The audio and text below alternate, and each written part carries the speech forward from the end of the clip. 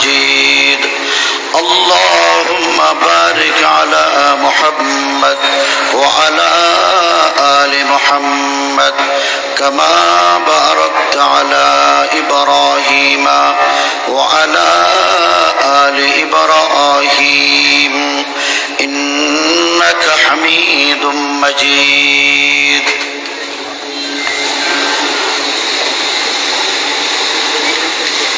বাংলাদেশের ঐতিহ্যবাহী ফটিকছড়ি উপজেলার আজাদি বাজার বাইতুল করিম জামে মসজিদ দক্ষিণ ধর্মপুর বাইতুল করিম জামে মসজিদ পরিচালনা কমিটির উদ্যোগে আয়োজিত আজকের এই মোবারক মাহফিলের সম্মানিত সভাপতি, আপনাদের এলাকার কৃতি সন্তান, ঐতিহ্যবাহী ঢাকা খিলগাঁও জামিয়া ইসলামিয়া মখজানুল উলুমের সম্মানিত মুহাদ্দিস হযরত আল্লামা তৈয়ব সাহেব জিদত মাআলিকুম, উপস্থিত অত্র এলাকার দিনদার মুমিন মুসলমান মুরব্বিয়ানে আজম, যুবক ভাইয়েরা, পর্দানসীন আমার সম্মানিত মা ও বোনেরা, মহান রব্বুল আলামিনের দরবারে সবাই মিলে কালিমাতুশ শুকর আদায় করি যে আল্লাহ তাবারক ওয়া তাআলা এইরকম একটি মুবারক মজলিসে আমাদেরকে বসার সুযোগ দিয়েছেন। এই জন্য সবাই বলি আলহামদুলিল্লাহ। আরেকবার শুকরিয়া আদায় করি যে দীর্ঘ 16টি বছর এই দেশের উলামায়ে কেরাম, দিনদার মুমিন মুসলমান, নবীর আশিকরা শাদী করতে পারেনি। বহু আলেমদেরকে এখানে নিষেধাজ্ঞা দেওয়া হয়েছে, ঠিক কিনা? ফটিকছড়িতে যেখানে আলেম ওলামা বেশি, দিনদার মুমিন মুসলমান বেশি, এখানে তো ইহুদি খ্রিস্টান বেশি নয়, ঠিক কিনা? কিন্তু মুসলিম নামদারি কিছু ইহুদি খ্রিস্টানদের দালাল এই দেশে মাহফিলে বাধা দিয়েছে। তো যে আল্লাহ এই জালেমদের জুলুম থেকে মুক্ত করে স্বাধীনভাবে আমাদেরকে কথা বলার সুযোগ দিলেন, সে আল্লাহর দরবারে আরেকবার মন খুলে শুকরিয়া আদায় করি আলহামদুলিল্লাহ। আমি আপনাদের সামনে পবিত্র কালামে পাকের একটা আয়াতে কারিমা তেলাওয়াত করেছি। আল্লাহ রাব্বুল আলামিন এই আয়াতকে সামনে রেখে দুই একটি কথা আল্লাহ যদি বলা ইনশাআল্লাহ আপনাদের সামনে উপস্থাপন করব। আমি কোনো বড় ওয়াইজ নই, আপনাদের মহব্বতে এই কমিটির অনেক ভাইয়েরা আমাদের সাথে আন্তরিকতা রাখেন, মহব্বত রাখেন। ওনাদের দাওয়াতে উপস্থিত হয়েছি শুধু দোয়া নেওয়ার জন্য। যে আয়াত তেলাওয়াত করেছি, আল্লাহ রাব্বুল আলামিন বলেন, ওয়ালাকাদ যারানা লিজাহান্নামা কাসীরাম মিনাল জিন্নি ওয়াল ইনস। আল্লাহ বলেন, আমি অধিকাংশ জিন এবং ইনসান মানুষের জন্য জাহান্নাম তৈরি করে রেখেছি। আপনারা বলেন তো, আল্লাহ যে আমাদেরকে দুনিয়াতে পাঠাইলেন আদর মহব্বত করে, তো যে আল্লাহ আমাদেরকে আদর মহব্বত করে দুনিয়াতে পাঠাইলেন, সে আল্লাহ আমাদেরকে জাহান্নামে দিবেন কেন? কি বলেন? কেন দিবেন? আল্লাহ রাব্বুল আলামিন বলে দিচ্ছেন, লাহুম কুলুবুল লা ইয়াফকাহুনা বিহা। ওই সমস্ত মানুষকে জাহান্নামে যেতে হবে যেই সমস্ত মানুষকে আমি বুদ্ধি দিয়েছিলাম, আকল দিয়েছিলাম, জ্ঞান দিয়েছিলাম, তারা আমার বুদ্ধি, আমার দেওয়া আকল, আমার দেওয়া জ্ঞান দিয়ে আমার সৃষ্টি তত্ত্বের উপরে গবেষণা করে নাই, আমি যে আল্লাহ স্রষ্টা আমাকে অস্বীকার করেছে। ঠিক না বেঠিক? কেমন অস্বীকার করেছে আপনারা বলেন তো? আমাদের স্রষ্টার নাম কি? হায়াত মত কে দেন? আমরা যে দৈনিক আহার ভোগ করি, নানা ফলমূল ভোগ করি, এই সবগুলোর সৃষ্টিকর্তাকে, এটা বিশ্বাস আছে না নাই? কিন্তু এক শ্রেণীর মানুষ আছে যারা আল্লাহকে বিশ্বাস করে না, আছে না নাই? এর ভিতরে কিছু আছে রাজনৈতিক নেতৃবৃন্দ, আপনাদের এলাকায় নাই? বাংলাদেশে ইসলামের বিরুদ্ধে সবচেয়ে বেশি যারা চক্রান্ত ষড়যন্ত্র করেছে দীর্ঘ 53 বছর, অধিকাংশ হলো রাজনৈতিক নেতা। 2 বছর জেলে ছিলাম। জেলখানার ভিতরে যেই বিল্ডিং এ আমাদেরকে রাখা হয়েছে কেরানীগঞ্জ, 600-র উপরে রাজনৈতিক নেতা, মন্ত্রী, এমপি ওখানে জেলে বন্দি, সচিব, আমলা, বিচারপতি, বিডিআর, বড় বড় অফিসার, পুলিশের অফিসার, 600 একই বিল্ডিং এ। আমরা 42 জন আলেম ছিলাম, আর সবগুলো হলো ওনারা। দেখেছি ইসলামের বিরুদ্ধে জনগণের ট্যাক্সের পয়সায় বেতন হওয়া ওই সরকারি কর্মকর্তারা কি পরিমাণ ইসলামের বিরুদ্ধে চক্রান্ত আর ষড়যন্ত্র করে। বলেন তো, 16 বছর যারা মাহফিলে বাধা দিলেন, নবীর দুশমনদের সহযোগিতা করলেন, ইসলামকে নির্মূল করার চক্রান্ত করলেন, মসজিদ আর মাদ্রাসাগুলোকে নিয়ন্ত্রণ করে ইমাম সাহেব যেন জুমার দিন সত্য উচ্চারণ করতে না পারে, হককে হক বলতে না পারে, হালালকে হালাল বলতে না পারে, সেই ব্যবস্থা যারা করেছেন তারা আছে না নাই? আল্লাহ যে বিচার করে এটা বুঝা আছে? আপনারা বুঝেন? 2021 সালে আমরা 2100 আলেমদেরকে জেলে বন্দি করা হয়েছে। 2100 আলেম জেলে বন্দি ছিল। কোন অপরাধ? কোনো অপরাধ নয়, একটা মাত্র অপরাধ, সেটা হলো হযরত মাওলানা মামুনুল হক সাহেব সহ আপনাদের এই ফটিকছড়ির কৃতি সন্তান হাটহাজারী মাদ্রাসার শেখুল হাদিস হেফাজত ইসলাম বাংলাদেশের তৎকালীন আমির আল্লামা জুনাইদ বাবুনগরী রহমতুল্লাহর নেতৃত্বে আমরা এই জালেমদের একটা মূর্তির বিরোধিতা করেছি। ওইটা আমরা করলাম, একটা মূর্তির বিরোধিতা। আল্লাহর ইচ্ছা হলো বাংলাদেশে একটা মূর্তিও রাখবেন না। আচ্ছা, আমরা বেশি বুঝলাম না, আল্লাহর ফয়সালা বড়। বিরোধিতা করেছি দোলাইপাড়ের একটা মূর্তি, যেটা পদ্মা সেতুর যাওয়ার পথে তিনি দোলাইপাড়ে স্থাপন করতে চেয়েছিলেন। এই একটা মূর্তি বিরোধিতা করার কারণে দেশের হাজার হাজার আলেমদেরকে মিথ্যা, ষড়যন্ত্রমূলক, হয়রানিমূলক মামলা দিয়ে এই দেশের 2100 আলেমদেরকে জেলে বন্দি করে নির্যাতন, নিপীড়ন করেছেন, আর হাজার হাজার আলেমদেরকে মামলায় ফাঁসিয়েছেন। বলেন, আল্লাহ যদি কাউকে বেইজ্জত করতে চায়, দুনিয়াতে কেউ ইজ্জত দিতে পারে? আল্লাহর ইচ্ছা হলো এই জমিনে কোনো মূর্তি রাখবেন না। তোমরা একটা বিরোধিতা করে কেন? আছে না নাই?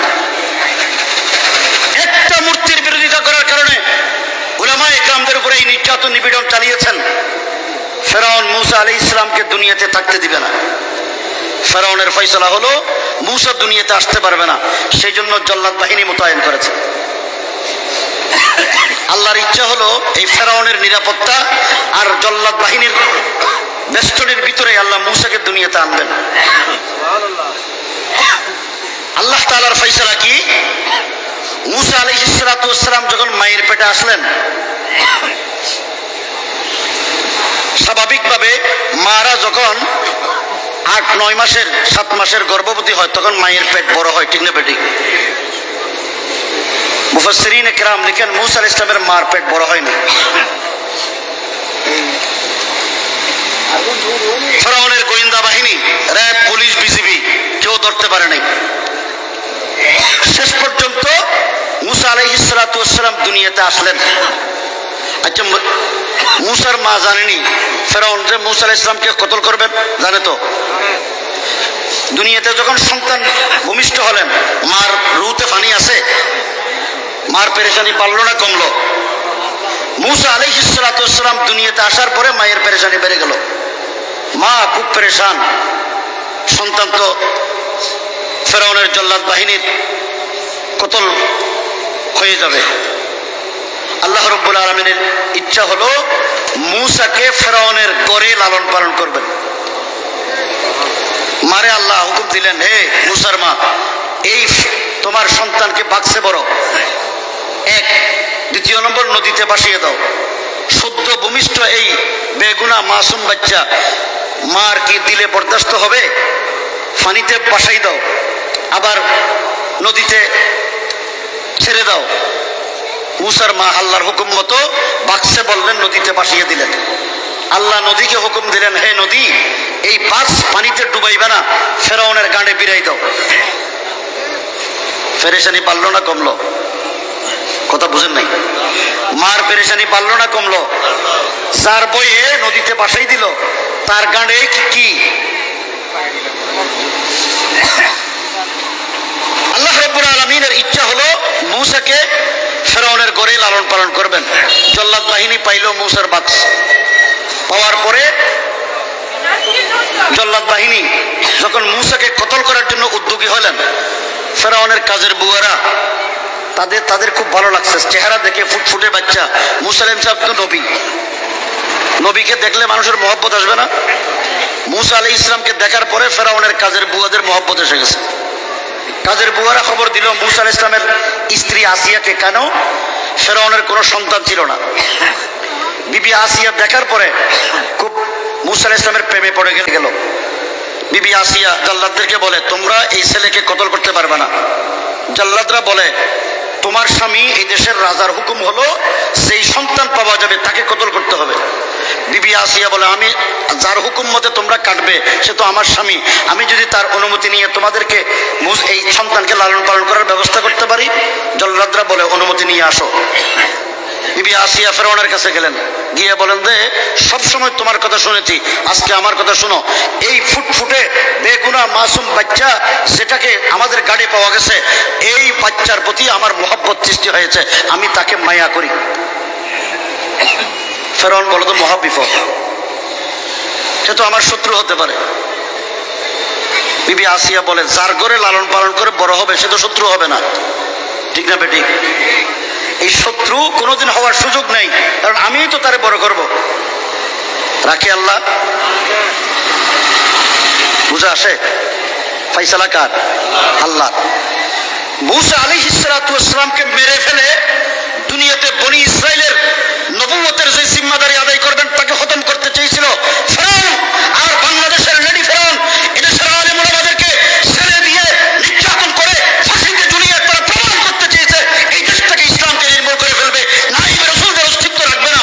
আল্লাহ বলে, দমলাক, ফেরাউনের যে অবস্থা তোর এই অবস্থা হবে, ঠিক না বেটি? আমরা একটা মূর্তির বিরোধিতা করেছি। ফটিকছড়ির মানুষ কিন্তু খুব সাহসী। আমি এখানে বয়স্ক মুরব্বীরা আছেন, আপনারা কেউ রাগ করবেন না। বিগত 16 বছর কিন্তু আপনাদের কোনো সাহস দেখা যায়নি। রাগ করছেন? বেঈমানের সামনে কোনো মুমিন যদি মাথা নত করে সে কোনোদিন ঈমানদার হতে পারে না। আমরা সবাই তো বোঝা ঈমানদার। বাতিলরা কিভাবে নেতৃত্ব দেয় এখানে? যারা ইসলাম মানে না, যারা রাসূল মানে না, যারা রাসূলের দুশমনদের বলে সহযোগিতা করে গুনাহের সঙ্গে, তারা আবার আমাদের সমাজে নেতৃত্ব দিবে। আমি আপনি আবার মুমিন হিসেবে দাবি করব, সেটা কোনোদিন হতে পারে না। মুনাফিক হিসেবে আর কিছু নয়। রাগ করবেন না কেউ? কিসের ঈমান আমাদের? নবীর দুশমনদের মোকাবেলা করা, ইসলাম বিরোধী শক্তির মোকাবেলা করা শুধু আলেমদের দায়িত্ব? শুধু মহিবুল্লাহ বাবুলের দায়িত্ব? নানুপুরের মতুম সাহেবের দায়িত্ব? আপনাদের আমাদের নাই? তো আমরা তো কেউ দায়িত্ব পালন করিনি। না করার কারণে 16 বছর ইসলাম বিরোধী শক্তি আমাদের মাথার উপরে লাঠি ঘুরে আছে, ঠিক কিনা? আমরা বিরোধিতা করেছিলাম একটা মূর্তির। কয়টা? আল্লাহ পাকের ইচ্ছা হলো একটা মূর্তিও বাংলাদেশে রাখবেন না। 5 তারিখ যখন বিপ্লব সংগঠিত হলো, যুবকদেরকে বলি ভালো করে খেয়াল করো, এই যুবক ভাইয়েরা, আল্লাহ যে বিচার করে ফেরাউন ইসলাম নির্মূল মূসা আলাইহিস সালাতু ওয়াস সালামের অস্তিত্ব বিপন্ন করতে চেয়েছিল, নমরুদ ইব্রাহিম আলাইহিস সালাতু ওয়াস সালামকে আগুনে নিক্ষেপ করে ইব্রাহিমকে দুনিয়া থেকে শেষ করে দিতে চেয়েছিল। কিন্তু ইব্রাহিম আসে না এই দুনিয়াতে? নমরুদের নাম আছে, ফেরাউনের নাম আছে, মূসা আসে না নাই? আপনাদের এলাকায় মূসা নাই, ইব্রাহিম নাই, কিন্তু নমরুদ আছে, ফেরাউন আছে, আবু জেহেল আছে, আবু লাহাব আছে, কিন্তু মুহাম্মদ নাম আছে না নাই? এই জন্য বলি, আল্লাহ যখন কাউকে ধরবে ছাড়বেন না। লাম ইউফলিতহু, হাদিস শরীফে আছে, আল্লাহ যখন ধরে তখন আল্লাহ কি দেন না? ছাড় দেন না। কি ধরলেন? রাসূল বলেন, লা তাদখুলুল মালাইকাতা বাইতান ফীহি কলবুন আও তাসাবির, ওই ঘরে রহমতের ফেরেশতা প্রবেশ করে না যে ঘরে কুকুর আর ছবি থাকে, ঠিক কিনা? এটা আমার কথা না, রসুলের কথা, রসুলের কথা। আমি আপনাদের কাছে ওয়াদা নিতে চাই, মাহফিলে এসেছি কিছু নিয়ে যাবো তো করে, নাকি যা এখানে শুনবো এখানে ফেলে যাব? ছবি রাখা, সবাই বলেন ছবি রাখা হারাম, ছবি রাখা হারাম। বাংলাদেশ যিনি পালাই গেছেন, আমি ওনার নাম নেওয়া কবিরা আমরা গুনাহ মনে করি। উনি আইন করেছেন, উনি আর ওনার বাবার ছবি বাংলাদেশের সব সরকারি প্রতিষ্ঠান, স্কুলে, মাদ্রাসায় টাঙাইতে হবে, ঠিক না? আইন করে তিনি তার নিজের বাবাকে জাতির বাবা বানিয়েছেন। মুসলিম জাতির বাবার নাম কি? ইমান দুরস্ত করেন, মুসলিম জাতির বাবার নাম কি? আল্লাহ তাআলা বলেন, মিল্লাতা আবিকুম ইব্রাহিম হুয়া সাম্মাকুমুল মুসলিমিন। মুসলিম জাতির পিতার নাম কি? মনে থাকবে তো? আল্লাহ রাব্বুল আলামিন আমাদের মুসলমানদের জন্য একজন জাতির পিতা ঠিক করে দিয়েছেন। দুনিয়াতে কেউ যদি কাউকে, কোনো আল্লাহর বান্দাকে আইন করে জাতির পিতা বানায়, সেটা আল্লাহর আইনের সাথে সাংঘর্ষিক নয়, আল্লাহর আইনের বিরোধিতা নয়। তো যারা আল্লাহর আইনের বিরোধিতা করবে, ওই জাতির পিতাকে আল্লাহ তো ইচ্ছা করে জোতার পিতা বানিয়ে দিবেন, ঠিক না বেটি? আমার কথা মিশা নয়, আমার দলিল আছে, দলিল দিয়ে বলবো। তিনি আইন করলেন ওনাকে জাতির পিতা মানতে হবে, আইন করে বাধ্য করলেন। তিনি একটা বিশাল মূর্তি দোলাই পারে স্থাপন করবেন, আমরা বিরোধিতা করার কারণে আমাদেরকে জেলে ঢুকাইলেন। উনি দোলাই পারে মূর্তি স্থাপন না করে বিজয় সরণিতে ফার্ম গেটে স্থাপন করেছেন। সেই দিন 5 তারিখ বিপ্লব সংগঠিত হয়েছে, নতুনভাবে এই দেশটা স্বাধীন হয়েছে। ওই দিন সেনা প্রধান হেফাজত ইসলামের দায়িত্বশীলদেরকে ডেকেছিলেন, এর ভিতরে আমিও গিয়েছিলাম। হযরত মাওলানা মামুনুল হক সাহেব, মুফতি মনির কাসেমি সাহেব এবং আমরা 3 জন গেছিলাম সেনা সদর দফতরে। ওখান থেকে বের হয়ে যখন আমরা বঙ্গভবনে যাই প্রেসিডেন্টের কাছে, তখন দেখি লাখ লাখ মানুষ বিজয় সরণিতে ফার্ম গেটে উপস্থিত। কি অবস্থা দেখি, যে জাতির পিতার মূর্তি দাঁড়িয়ে আছে, জাতির পিতার গলায় এত বড় বড় রশি। কি খারাপ লাগে আপনাদের? আল্লাহ আছে না নাই? আল্লাহ যে বিচার করে সেটা প্রমাণ দিচ্ছি, যে কারো বিরুদ্ধে আমাদের বিদ্বেষ নাই, কিন্তু জোর করে আইন করে যদি আপনি আল্লাহর বিধানকে লঙ্ঘন করেন, আপনাকে কেউ কোনোদিন ছাড় দিবে না। এত বড় বড় রশি, ওই যে সদরঘাটে বড় বড় লঞ্চে যে রশি দিয়ে বাঁধে, এত বড় বড় রশি। দেখি যে কেউ ডান দিকে টানে, কেউ বাম দিকে টানে। এরপরে জাতির পিতার পায়ে এত বড় বড় মাতুল দিয়ে মারে, আবার দেখি বুলডোজার দিয়ে গুতাইতেছে। জাতির পিতার এই অবস্থা। কিছুক্ষণ পরে দেখি এক ছোট বাচ্চা জাতির পিতার মাথার উপরে পেশাব করতেছে। ভিডিও নাই, ইউটিউবে নাই, আছে না নাই? এটা আমার বানানো। আপনি মনে রাখবেন, এই বয়স্ক মুরব্বিয়ানে কেরামদের খেদমতে আরজ করি, আপনাদের সন্তানগুলোর ইমানকে দুরস্ত করেন। কলেজ বিশ্ববিদ্যালয়ে আমাদের সন্তানরা লেখাপড়া করে, রাজনীতি করার কারণে ইসলামকে নির্মূল করার জন্য সারা জীবন তারা জীবনকে ব্যয় করে। আগামীর দিন হবে ইসলামের দিন, আগামীর দিন হবে কোরআনের দিন, আগামীর দিন হবে মুহাম্মদুর রাসূলুল্লাহর সুন্নাতকে জিন্দা করার দিন। এই জন্য আমাদেরকে কাজ করতে হবে। রাজি আছি? নাকি এই বামপন্থী নাস্তিকদের, এদের ক্ষমতা, এদের বাহিনী, এদের ক্যাডারের পিছনে পিছনে ঘুরবো? কোনটা করবো? আপনাদের নিয়ত ঠিক নয়। যে ইসলামের পক্ষে থাকবেন তো? কারা কারা থাকবেন? হাত ধরে ওয়াদা করতে দেখি। থাকবো তো ইনশাআল্লাহ। এরপরে দেখেন আল্লাহ যে বিচার কেমনে করে। আল্লাহর বিধান হলো, একটা জিন্দা মানুষকে যেভাবে সম্মান করবেন, একটা মুর্দাকেও সেভাবে সম্মান করতে হবে। কবরস্থানে আমরা সম্মান করি না, বেইজ্জত করি। কবরস্থানে কেউ জুতা নিয়ে যায়? আমরা যখন কিছুদিন চলে আসলাম, দেখি যে জুতার বিশাল মালা নিয়ে জাতির পিতার কাঁধে ছড়াই দিছে। ইজ্জত দিল না বেইজ্জত দিল? আল্লাহ নিজেই বলেন, وَتُعِزُّ مَن تَشَاءُ وَتُذِلُّ مَن تَشَاءُ, তার কাঁধে ছড়াই দিছে। ইজ্জত দিল না বেইজ্জত দিল? আল্লাহ নিজেই বলেন وتعز من تشاء وتذل من تشاء بيدك الخير إنك على كل شيء قدير। কুরআন শরীফ আছে না নাই? ইজ্জত দেওয়ালা কে? বেইজ্জত করেওয়ালা। তো আল্লাহ যদি বেইজ্জত করে দুনিয়ার কোনো শক্তি আছে ইজ্জত দেওয়ার? 2013 সালে আমাদের নবীকে কিছু বাংলাদেশের শিক্ষিত শয়তান গালি দিয়েছে, নাস্তিক ব্লগাররা। বলেন তো রাসূল বলেন লা ইউমিনু আহাদুকুম হাত্তা আকুনা হাব্বা ইলাইহি মিন ওয়ালিদিহি ওয়া ওয়ালাদিহি ওয়ান নাসি আজমাইন। রাসূলকে যদি আমরা আমাদের জীবনের চাইতে মায়া না করি, ছেলে মেয়ে বাবা মা আত্মীয় স্বজন দুনিয়ার সমস্ত নাজ-নিয়ামত থেকে যদি রাসূলকে বেশি ভালো না বাসি, তাহলে আপনি মুমিন হতে পারবেন না। আচ্ছা, আমাদের ভিতরে অন্তরে রাসূলের মহব্বত আছে না নাই?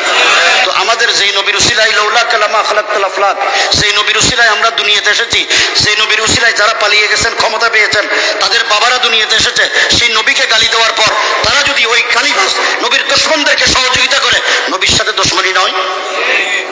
আল্লাহ বিচার করবে কিনা? 2013 সালে এই বাহিনী নাস্তিকরা রাসূলকে গালি দিল, নবী লুচ্চা ছিলেন, নাউজুবিল্লাহ। নবী নারী নবী ছিলেন, যদি নারী নবী না হতেন 11টা বিয়ে করছেন কেন? আমি তো জানি যে ফটিকছড়ির মানুষ খুব দিনদার, নাউজুবিল্লাহ এত জোর করছেন যে এরা শুনলে মনে হয় আপনাদের ক্ষতি হবে। এরপরে বলে যে কোরআন 1400 বছর আগের কিতাব, এখন ডিজিটাল জমানা, আধুনিক যুগ, প্রযুক্তির যুগ, এখন কোরআনের আইন অসল। সে বলছে এর ভিতরে একজনের নাম হলো জাফর ইকবাল। বলেন যারা এইসব কথা বলে এদেরকে আপনারা নেতা মানেন? মানছেন তো এতদিন, মাহফিলে এসে না করলে কেমনে হবে? ভোট দেন নাই?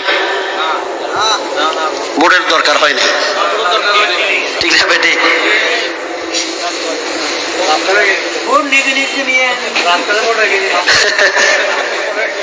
এই জন্য আগামী দিন হবে, আমাকে আপনাকে চিন্তা করে এই দেশকে মুসলমানের দেশ বানাইতে হবে, ঠিক না বেটি? আমরা বিরোধিতা করলাম, শাপলা চত্বরে লক্ষ লক্ষ আলেম ওলামার গায়ে তারা গুলিবিদ্ধ করলেন। 1,54,000 গুলি বন্দুকের নল থেকে বের হয়ে এদেশের নবী প্রেমিক আশিক রাসূলদের বুকে বিদ্ধ হয়েছে, ঠিক না বেটি? শত শত ভাই শাহাদাত বরণ করেছেন।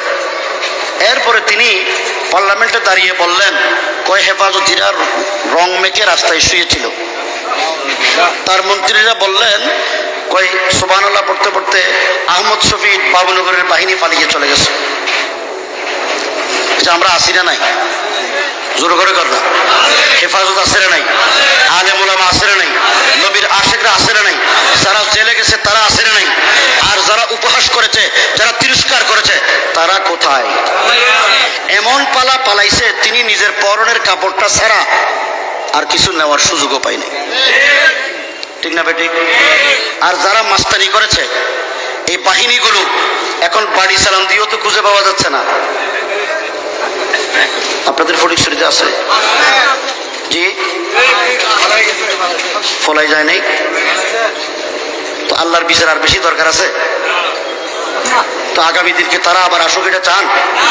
যদি না চান আমাদেরকে নতুন ভাবে সিদ্ধান্ত নিতে হবে, কথা ঠিক না বেটি? হেফাজতে ইসলাম রক্ত দিয়েছে, আপনাদের এই এলাকার সন্তান আল্লামা জুনায়েদ বাবুনগরী রহমতুল্লাহ আলাইহির নেতৃত্বে বাংলাদেশের উলামায়ে কেরাম তৌহিদি জনতা নতুন স্বপ্ন দেখেছিল, এই দেশকে আমরা নতুন ভাবে ইসলামের বিজয় পতাকা উত্তীর্ণ করব, ইসলামের রঙে রঙিন করব, আল্লাহর কোরআনের আইনকে দেশে চালু করব। যারা বিরোধিতা করেছে আল্লাহ পাক তাদের পতন এমন ঘটিয়েছে, কিয়ামত পর্যন্ত ফেরাউনের নাম যেন কেউ না আনে, তাদের নামও কেউ নেবে না। কিরকম? আমি গত মাসে মামুনুল হক সাহেব সহ উমরায় গেছিলাম। দুনিয়াতে কোথাও গিয়ে এদের শান্তি নাই।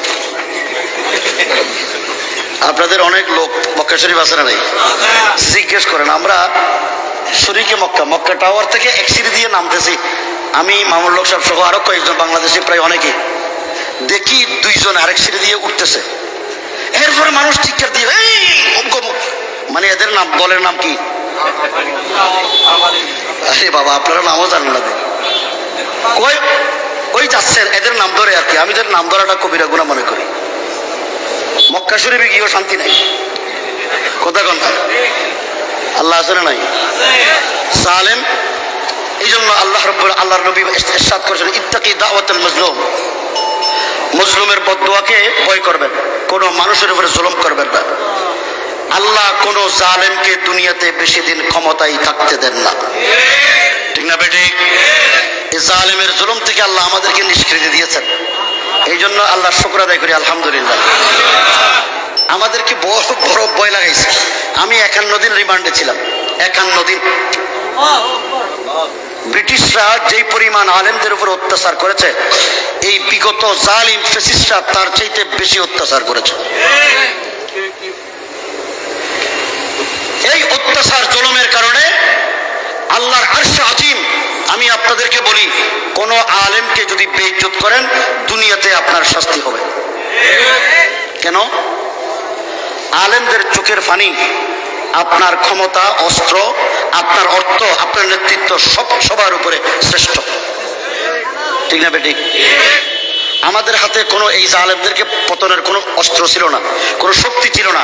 আল্লাহ রাব্বুল আলামিন আব্রাহা বাহিনীকে যেভাবে ছোট্ট ছোট্ট পাখি দিয়ে ধ্বংস করেছেন, বাংলাদেশের বড় বড় রাজনৈতিক দল যারা ক্ষমতায় ছিলেন তারা ব্যর্থ হয়েছেন। আল্লাহ বেগুনাহ মাসুম, যাদের বয়স 13 থেকে 15 বছর, এইরকম আবাবিল পাখি এদেশের ছাত্রছাত্রীদেরকে রাজপথে বের করে দিয়ে এই সমস্ত জালেমদের পতন করিয়ে দিয়েছেন, ঠিক না বেটি? কিছু লাগবে শিক্ষার জন্য, আর কিছু লাগবে? এই জন্য যুবকদেরকে বলবো, আল্লাহ রাসূল সাল্লাল্লাহু আলাইহি ওয়াসাল্লাম ইরশাদ করেছেন, নুসিরতু বিশ-শাবাব, ইসলামের প্রচার প্রসারের ক্ষেত্রে, ইসলামের দাওয়াত সারা দুনিয়ায় ছড়িয়ে দেওয়ার ক্ষেত্রে আল্লাহর নবীকে যারা সাহায্য করেছেন, সহযোগিতা করেছেন, তারা হলো যুবক। তারা কারা? এই যুবকদেরকে বলবো, যুবক ভাইয়েরা, বহু নেতার পিছনে আপনারা ঘুরেছেন, সামনে কোন নেতার পিছনে আর ঘুরে লাভ নাই। এই নেতারা তো কর্মীদের ছেড়ে পালাইছে, ঠিক না বেটি? এইরকম যদি কেউ জুলুম করে তাদেরকেও পালাইতে হবে। আল্লাহ করবেন, আমরা দুর্বল। আল্লাহ দুর্বল না সবল? আমি যে আয়াত তেলাওয়াত করেছিলাম, আল্লাহ বলেন কিছু মানুষকে জাহান্নামে দেব, অধিকাংশ মানুষ, অধিকাংশ জিন। কেন জাহান্নামে যাবে? লাহুম কুলুবুন লা ইয়াফকাহুনা বিহা, আল্লাহ তাদেরকে জ্ঞান দিয়েছেন, বুদ্ধি দিয়েছেন, কিন্তু তারা জ্ঞান বুদ্ধি দিয়ে আল্লাহর ওয়াহদানিয়তকে অস্বীকার করেছেন, আল্লাহর নাজু নিয়ামতকে অস্বীকার করেন, আল্লাহর ক্ষমতাকে অস্বীকার করেন, আল্লাহর আইনকে অস্বীকার করে নিজেদের বানানো আইন দিয়ে যখন রাষ্ট্র চালাবে আল্লাহর সহ্য হবে না। আল্লাহ বলেন তারা জাহান্নামী, ঠিক না বেঠিক? এই দেশটা আল্লাহর আইনে চলে না মানুষের আইনে চলে? আরো জোরে করে কোন, আল্লাহর আইনে না মানুষের আইনে? তো আল্লাহর সহ্য হবে? যারা মানুষের আইন দিয়ে দেশকে শাসন করতে চায়, আল্লাহ বলেন তারা জাহান্নামী। দ্বিতীয় নম্বর, ওয়ালাহুম আ'য়ুনুন লা ইউবসিরুনা বিহা, আল্লাহ বলেন ওই সমস্ত মানুষ জাহান্নামী যাদেরকে আমি চক্ষু দিয়েছি, আমার দেয়া চোখ দিয়ে তারা গুনাহ করে, তারা বেগানা মানুষের মহিলাদের দিকে তাকায়, অশ্লীলতা বেহায়াপনা লিপ্ত থাকে, আমার দেয়া চোখ দিয়ে কোরআন তেলাওয়াত করে না। আমি রব্বুল আলামিন যে নাজ নিয়ামত দুনিয়াতে সৃষ্টি করেছি, এই উলুমুল কায়নাতের প্রতি তাদের কোনো দৃষ্টি থাকে না, এই জন্য তারাও জাহান্নামী। তৃতীয় নম্বর হলো ওয়ালাহুম আযানুন লা ইয়াসমাউনা বিহা, আল্লাহ এই কান দিয়েছেন আল্লাহর জিকির শোনার জন্য, ঠিক না বেটি? কোরআন শোনার জন্য, আল্লাহর ওয়াহদানিয়তের প্রচার প্রসারের কথা শোনার জন্য। আজকে আমরা অধিকাংশ মানুষ বয়স্ক, টাচ মোবাইল আছে না নাই? এটা হলো একটা গুনার বড় ধরনের কারখানা। আমরা 24 ঘন্টা অধিকাংশ যুবকরা গান শুনি, বয়স্করাও শুনে, ঠিক না বেটি? এই জন্য আল্লাহ বলেন ওই সমস্ত মানুষও জাহান্নামী। কেন? শুধু তারা জাহান্নামী নয়, উলাইকা কাল আনআম, এরা হলো চতুষ্পদ জন্তুর মতো, বাল হুম আদাল, চতুষ্পদ জন্তুর চাইতেও নিকৃষ্ট। একটা উদাহরণ দিয়ে বলি, তাফসীরের কিতাবে আছে। আপনাদের এলাকায় ধান ক্ষেত আছে না নাই? ধান ক্ষেত নাই? ধান যখন পেকে যায় তখন ধান কাটা লাগেনি, যখন ধান পাকে কাঁচা থাকে কিছুটা, তখন দেখবেন গরুর নজর পড়ে বেশি। মনে করেন এই এলাকার যিনি চেয়ারম্যান, ওনার এলাকার আব্দুর রহমান সাহেবের জমিন আব্দুল সামাদের গরু গিয়ে খেয়ে ফেলছে। আচ্ছা, গরু যে ধান খাইলো, গরু কি জানে আরেকজনের ধান খাওয়া অপরাধ? জানে? ধান খাওয়া অপরাধ, অপরাধের কারণে ফৌজদারি আইনে তার শাস্তি হবে, এই বিচার যে আইনে শাস্তি হবে, এই কথা কি গরু জানে? জানে না। তাহলে গরুর কোনো অপরাধ নেই। আপনাদের এলাকার চেয়ারম্যান আব্দুস সামাদের জমি দান পেকে গেছে, তার লোভে লোকজন দিয়ে ক্যাডার বাহিনী দিয়ে কেটে নিয়ে আসলো, জেনে আনলো না না জেনে আনলো? এইরকম দান কেটে ফেলা ফৌজদারি দিয়ে ক্যাডার বাহিনী দিয়ে কেটে নিয়ে আসলো, জেনে আনলো না না জেনে আনলো? এইরকম দান কেটে ফেলা ফৌজদারি দণ্ডবিধিতে অপরাধ কিনা? অপরাধের শাস্তি আদালতে যদি বিচার হয় তার যে শাস্তি হবে সে জানে কিনা? জানার পরেও সে দান কেটে নিয়ে আসার কারণে, চতুষ্পদ জন্তু না জানার কারণে বিচার কি হবে? সেই শাস্তির তার জানা না থাকার কারণে শুধু দান খাওয়াটা যে স্বাদ, সেই স্বাদ গ্রহণ করার কারণে পশু দান খেলে কোনো অপরাধ হবে না। দুনিয়ার আদালতও কোনো বিচার নাই, আল্লাহর আদালতও বিচার নাই। আর মানুষ আশরাফুল মাখলুকাত হওয়ার কারণে, দুনিয়া থেকে শ্রেষ্ঠ হওয়ার কারণে মানুষ যদি আইন ফৌজদারি দণ্ডবিধি অনুযায়ী সে অপরাধ করেছে, এই অপরাধ বোধ জানার পরে শাস্তি দুনিয়াতেও হবে আখিরাতেও হবে, সেই শাস্তি জানার পরে যদি সে কি না করে, দান কাটাটা অপরাধ মনে না করে, তো জন্তুর সাথে খারাপ বলো না ভালো হলো? এই আল্লাহ তাআলা এই জন্য বলছেন উলাইকা কাল আনআম বাল হুম আদল, ওই সমস্ত মানুষগুলো চতুষ্পদ জন্তুর চাইতেও খারাপ। আল্লাহ রাব্বুল আলামিন আমাদেরকে তো মনে না করে, তো জন্তুর সাথে খারাপ বলো না ভালো হলো? এই আল্লাহ তাআলা এই জন্য বলছেন উলাইকা কাল আনআম বাল হুম আদল, ওই সমস্ত মানুষগুলো চতুষ্পদ জন্তুর চাইতেও খারাপ। আল্লাহ রাব্বুল আলামিন আমাদেরকে তৌফিক দান করুন। আমার শ্রদ্ধেয় মামা হযরত মাওলানা সালাউদ্দিন নানপুরি সাহেব দামত বরকাতুহুম তশরিফ এনেছেন। আমি শেষ করে দিচ্ছি এক কথা, যারা আল্লাহর জমিনে আল্লাহর দ্বীনের বিরোধিতা করে তারা চতুষ্পদ জন্তুর চাইতেও খারাপ। ঠিক না বেঠিক? তাই বলেন, আবার বলেন, যারা আল্লাহর জমিনে আল্লাহর দ্বীনের বিরোধী নিজের আইন প্রতিষ্ঠিত করে কোরআন শরীফ অনুযায়ী, কোরআনের তাফসীর অনুযায়ী, তারা চতুষ্পদ জন্তুর চাইতেও খারাপ।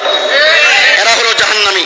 এই জাহান্নামীদের তৈরি করা আইন দিয়ে বাংলাদেশের মতো বৃহত্তম মুসলিম জনগোষ্ঠী, যেখানে আল্লাহু আকবরের ধ্বনিতে সকাল উদিত হয়, যেখানে আল্লাহু আকবরের ধ্বনিতে আমরা রাত্রে ঘুমাই, সেই দেশে, আলেম ওলামার দেশে, মুহাদ্দিস মুফাসসিরদের দেশে, বুজুর্গানে দ্বীনের দেশে কোনদিন আল্লাহ বিরোধী নাস্তিক বেঈমানদের স্থান হতে পারে না।